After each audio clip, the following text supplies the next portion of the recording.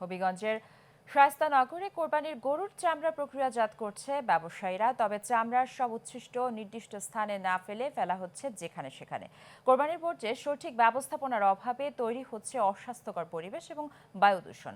ঈদের দিন বিকেল 4টা থেকে আজ সারাদিন কোরবানির বর্জ্য অপসারণের কাজ চলছে। যত দ্রুত সম্ভব ময়লা পরিষ্কার না করা হলেও কর্মীদের বিরুদ্ধে ব্যবস্থা নেওয়ার কথা জানিয়েছে হবিগঞ্জ বিসিকের এজিএম অর্জুন কুমার বিশ্বাস।